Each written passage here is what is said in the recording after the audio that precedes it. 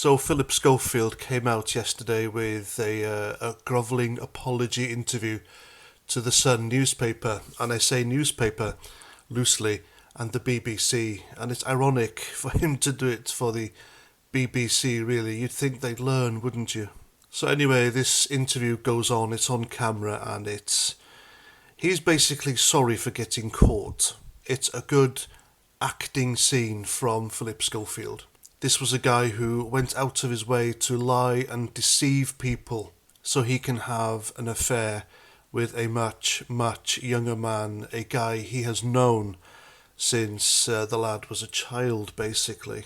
And then he compares himself to Caroline Flack, who killed herself due to alleged press ganging up on her for some reason or another. And it's also ironic because she liked them young as well, didn't she? She dated Harry Styles when he was a young lad as well. Maybe it's a showbiz industry kind of thing, who knows? And in this interview he said his greatest apology is to, well, he doesn't name him, but it is Matthew McGreevy, of course, his former young lover, who he says has been brought the greatest misery into his totally innocent life. Well, if you ask me, I think Philip Schofield's greatest apology should be to his wife and kids. That bloke should be prostrate in front of them, begging for forgiveness, because this guy is an out-and-out liar. No one should believe a word Schofield says. Even when he came out in the newspapers, he said his wife was very proud of him. She wasn't. Because according to sources, she was deeply hurt and very shocked, like any normal person would be when they find out something like that about the person they've married and shared life with for the past 30 odd years. So the interview is 44 minutes of him being very self-pitying and trying to get sympathy from us. The only reason Philip Schofield is in this position now is because he led this young man on for so long that the young man then had feelings for him.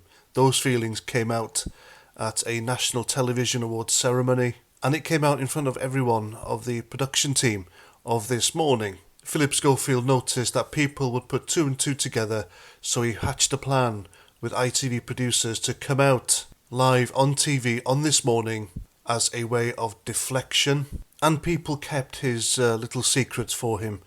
Top ITV executives who did pay for taxis for him and McGreevy to pick them both up from Schofield's London address to take him to work at the This Morning studios. Holly Willoughby must have known. She was that close to Philip Schofield. They went on holidays together. And God knows who else who knew this was going on, said nothing, which all led to this. And to be honest with you, I don't think this McGreevy fella is all that innocent. If he was prepared to sleep with a married man in order for him to get a top presenting job, I mean, the guy had a show reel done for him on This Morning, and he was a runner, just a runner. He went on stage with them at award ceremonies. That doesn't happen to runners. Runners in a production team are the lowest rung of the ladder when it comes to hierarchy in showbiz. And yet he had all these things done for him. He did an interview with Philip Schofield, he did an interview with Holly Willoughby, and he did other things as well. He was dressed up as an elf, prancing around like an idiot behind them on one Christmas episode of This Morning. And on one episode he was there in a pair of Bermuda shorts being rubbed down by Anthea Turner.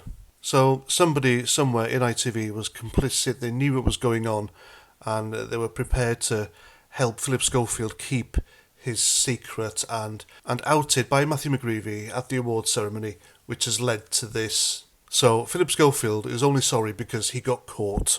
And there we go, that's my video. Please let me know what you think in the comments, and until the next time, have a great weekend, look after yourselves, and Roger Trout.